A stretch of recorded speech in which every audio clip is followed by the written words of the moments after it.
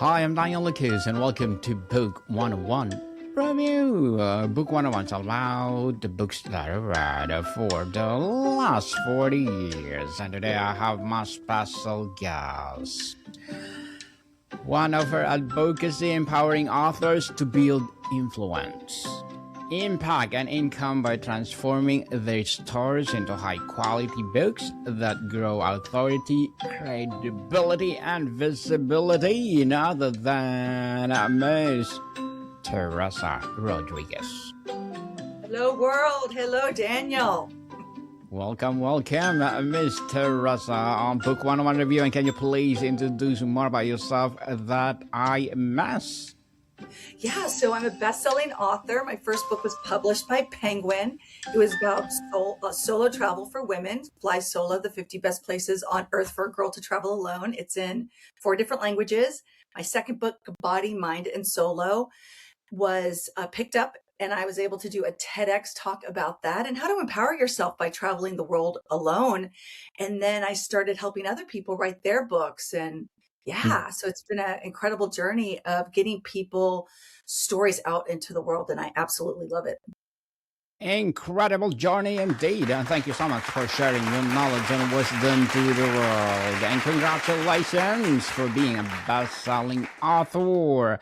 And today let's talk about behind the book, how authors build influence, impact, and income through publishing. Yeah.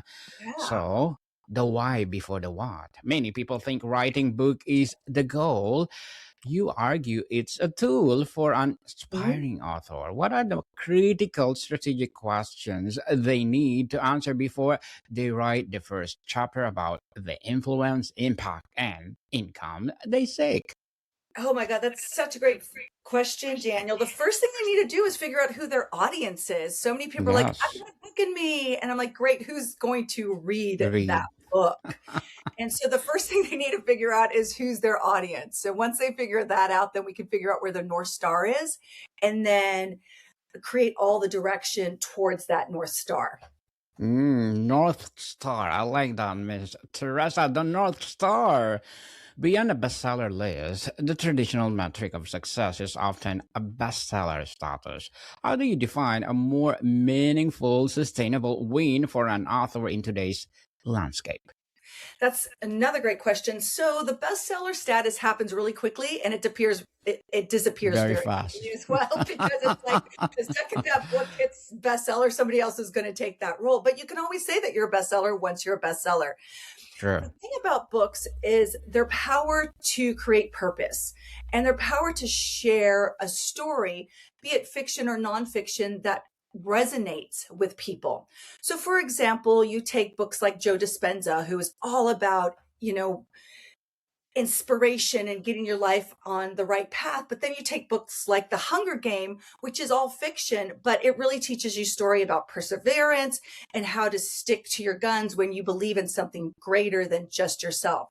So books, both nonfiction and fiction, can play a really powerful role in how people can perceive life. How to perceive life. Yes, definitely. The audience versus the first book first. The phrase build the audience before you build the book is a common advice. What was the process actually look like for a professional without a pre-existing platform? That's a great question. So with a professional or somebody who doesn't have a pre-existing platform, they need to really, once they figure out what their North Star is. So for example, if it is let's just take a dietitian who really has a lot of great insight on the best ways to eat depending on your body type. She or he would need to start to share this insight in small bite-sized pieces on Facebook and on Instagram. As much as we don't like social media is a great free platform that can start building that message for these people who want to become experts. What's really great about having a book, it credentializes you as an expert. An expert. I like that. So, Ms. Teresa, the MVP book. How can an author apply the minimum viable product concept from the startup world to their book project to test the ideas and build momentum without a decade of effort? Yeah, that's right now the world is really changing. And what I am super excited about is the possibilities of AI. A lot of authors are very afraid of AI. Publishers are afraid of AI. And the reason why is because they think, oh, there's going to be robots writing best-selling books. The truth is, they're still Hmm. robots. They're not capable of the intuitive space that humans actually live in, the way that we feel, the way that we project, the way that we have hunger pains. So for example, if you take our dietitian who wants to write a book, she can like put in her recipes and her thoughts into AI and it's going to generate content for her. But it's going to be lacking is the way a hunger pang feels, the way you feel after you eat strawberries versus cake, the way that you can interpret and sit in your body and experience food. So, as much as AI is an incredible tool, people who want to become authors need to learn how to use it as an augmentation, as something that's going to support their message, but is not going to drive their message. And I think that is the key. Yes, people, that's the key to success. Listen to Miss Teresa. The mechanics of influence and impact, the credibility catalyst. Beyond the cliche of being an author, how does a strategically positioned book specifically open doors to speaking, consulting, or media opportunities that were previously closed? The great thing about media is that they're always looking for new content. Everything from morning television shows to radio to newspapers and magazines, they're all wanting more content. And what is so great is once you have a book, you can become number one, an expert in that space. And number two, the media is going to reach out and try to find you. And you also have to create that platform where you can be found. So, for example, when you look at healthy week eating, creating segments about, oh, what we're going to do before school starts is create segments of how to pack your kids lunch. Or maybe it's the new year, creating segments about what should you do for the new year if you're going to want to lose weight.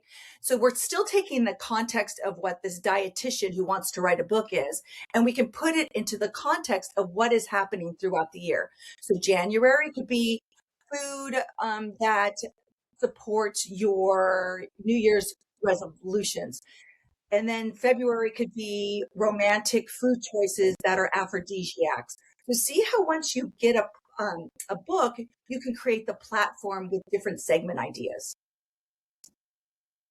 It's more powerful to be a big voice in a small, defined pond or to compete in a broad popular category. How does an author identify and own their true niche? So it goes back to that North Star, right, Daniel? So once you know what that North Star is, so if we take the dietitian example, her North Star is going to be food, right? And how Yes. people consume food. So everything that she says, everything that she focuses on is going to be the the the food space. She's not going to talk about outfits to wear for summer. She's not going to tell you where to go for vacation. She's going to be specific about food. Now, that caveat could be she could say the 5 to 10 top restaurants in California that support your food health, your gut health, or spas to go to if you want to reset your gut or things like that. Does that make sense? Makes sense, Mr. Russell. So, what is Liberty Press all about? So Liberté Press, because I was in the publishing industry with a traditional publisher, I learned that process of what it was like to go through publishing a book. Then I spent almost 2 decades in magazines, and I love the magazine world where you're getting new information on a monthly, weekly basis. But those two worlds don't ever collide together. And then I also love the salon idea, where authors and thought leaders get together and share ideas, both online and offline. So what I've created is my dream job. We publish traditional books. We also have the online magazine where you're at right now. And then we also host salons specifically for women who want to become authors. Mhm. Well, congratulations, Mr. Reza, for Liberté, looking for more success. Leveraging the launch. The book launch is often seen as a finish line. How do you refrain it as the starting pistols or long term campaign of influence? Wow. So the book launch is actually the culmination of all the work that you did to that point, and it's a celebration. It is Mm. congratulations, your baby has been birthed. It's the birthday of your book. But you actually, like a child, you actually have to keep going with your baby. You can't just say, okay, my book's done, I had the big book launch, I'm just going to wait for the publisher to sell the books.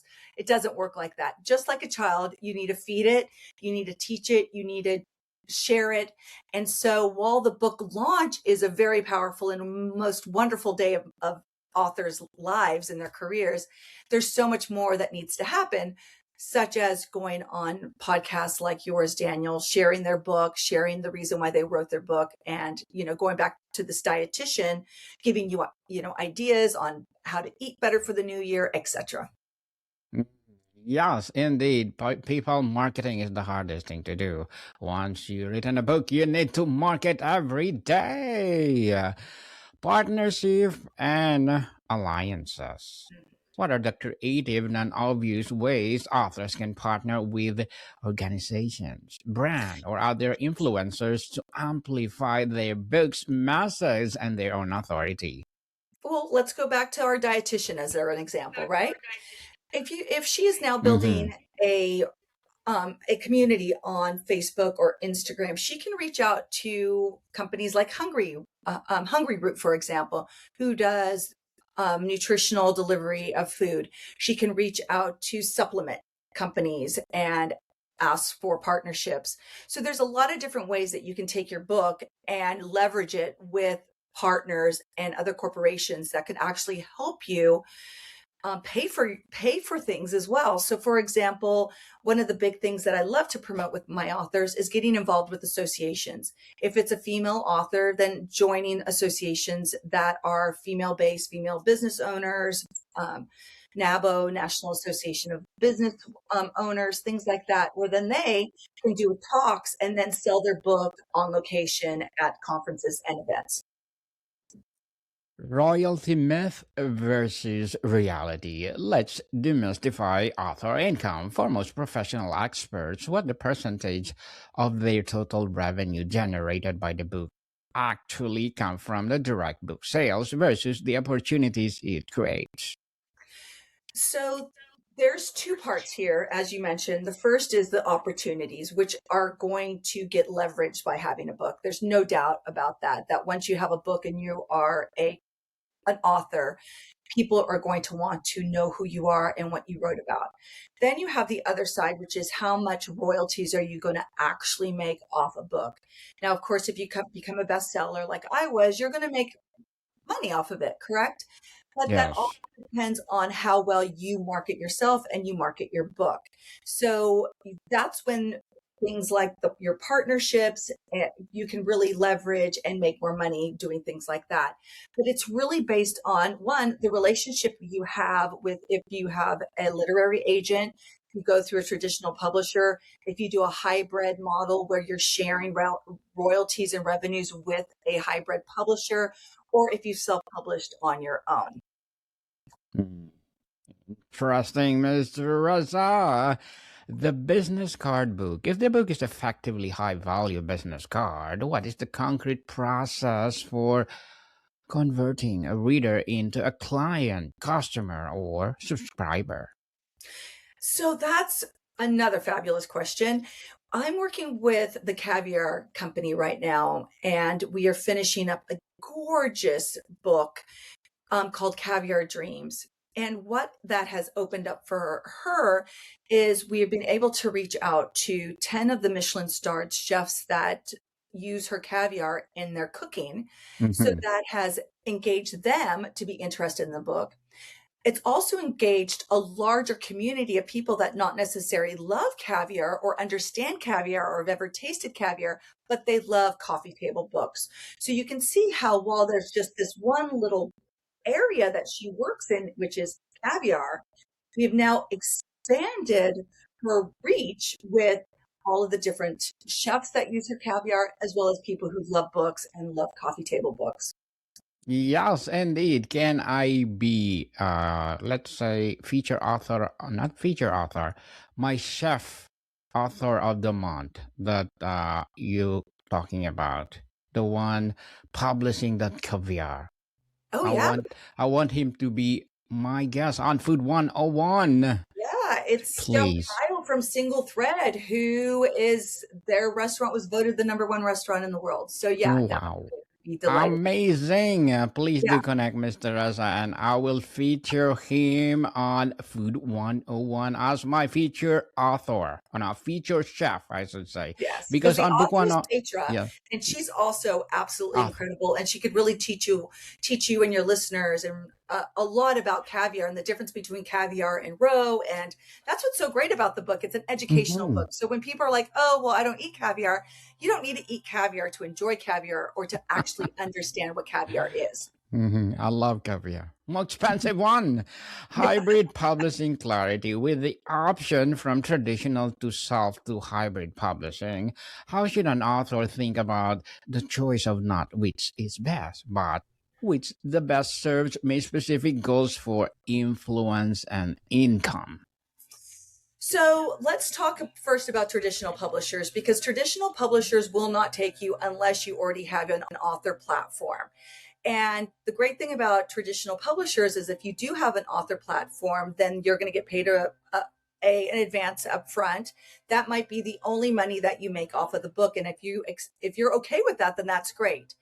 What I've heard lately with traditional publishers is that they're not doing as much marketing and promotions and public relations as they used to, a decade ago. So you're still going to be responsible for getting out there and selling your book. If you really believe in your book and you know that you've already got an incredible platform and a lot of followers, then you might want to think about a hybrid or self-publishing model where you're going to keep all of the royalties. So just to put it in perspective, say for example, our dietitian went with Yes. a traditional publisher and they said, "Hey, it's your first book. We're going to pay you $5,000 and we're going to make 50,000 copies."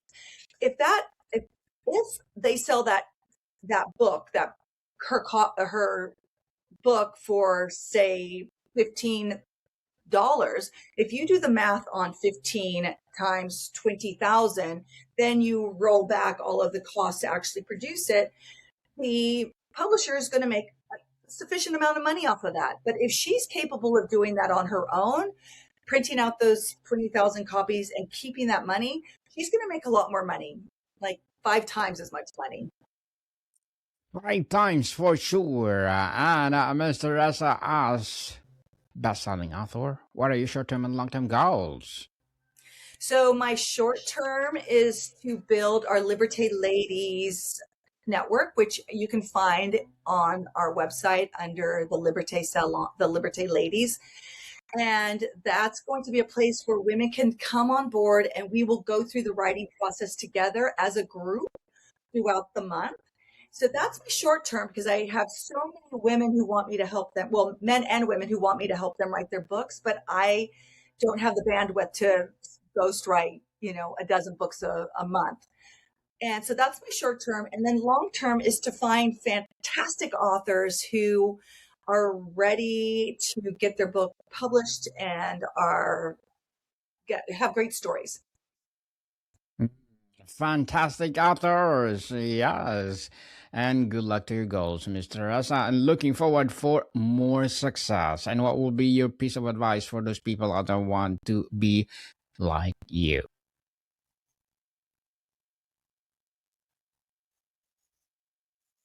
Mr. So my Russell? advice is that writing is a daily process. You can't just write a few words one day and say, "Oh, well, I have a book idea and I'm going to write a book."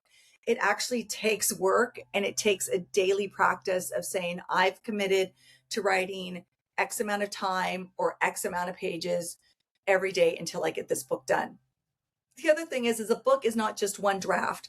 It takes around 7 different drafts and edits going through to actually get the final product. So you have to be really, really, really patient with yourself. Patient is virtue, people. And thank you for that advice, Mr. Rasa. And can you please recommend a book of books that influence your journey? Okay, well, I have some here. So the first one is from our author, Shannon Michelle, Step Into Your Miracle, which she talks about her near-death experience, losing her memory, and then recovering from that.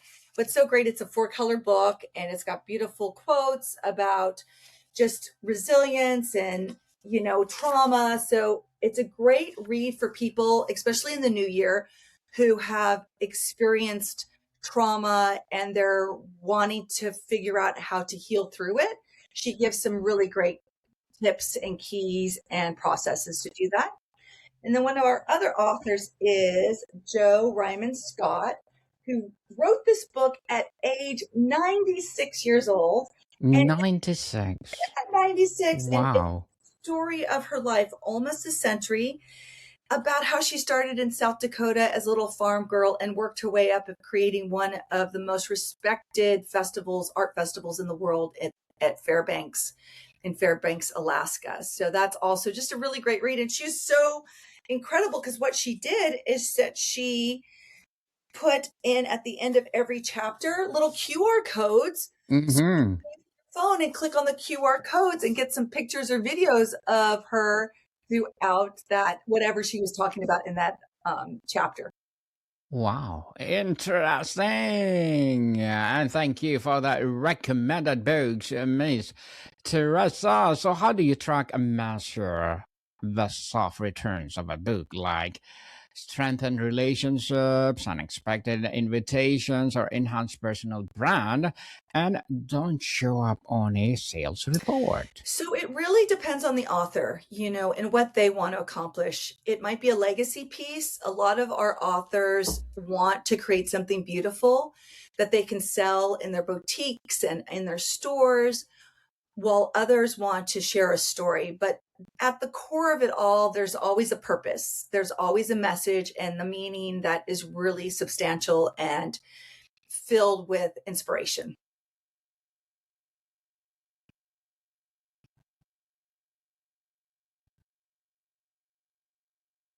Hello, Miss Teresa. Are we having a glitch?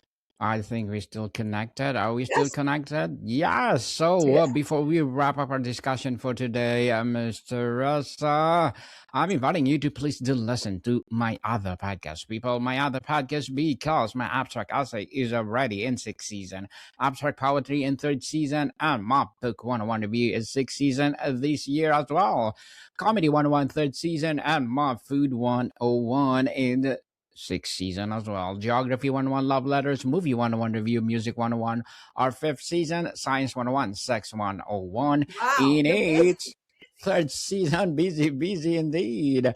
And my baby podcast, Trivia 101, Law 101, Mental Health 101, Motivation 101, Entrepreneurship 101, and of course, my Bible Verses 101. Now, please listen to them wherever you listen your podcast. So, Mr. Raza, Legacy Lens, if someone views the book as a part of their professional legacy, what are the steps to ensure it remains relevant, discoverable, or influential for years to come?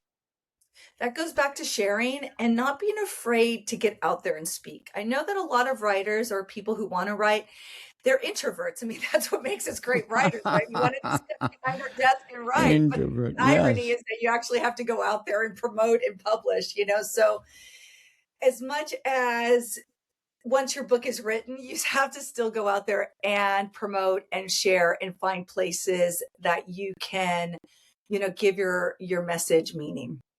Yes, people, promote. I said marketing is the hardest thing to do, but if you will take the magic, for sure it will give you a legacy. It will echo through your generation to generations to come. And Mr. Teresa Rodriguez, thank you so much for sharing your knowledge and wisdom to the world. Thank you, thank you. Will you be my feature author of the month of March? Because you are a best-selling author.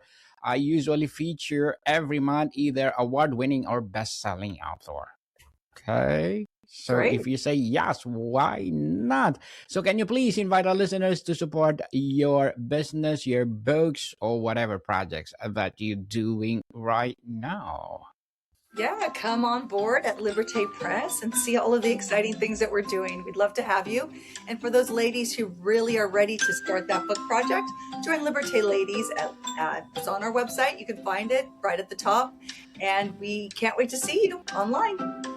Yes, people, let's about Miss Teresa Rodriguez because if you support her, for sure, more and more empowering advocacy like this will rise. So, Miss Teresa, thank you so much for your time. Thank you. Modicon people, see you soon.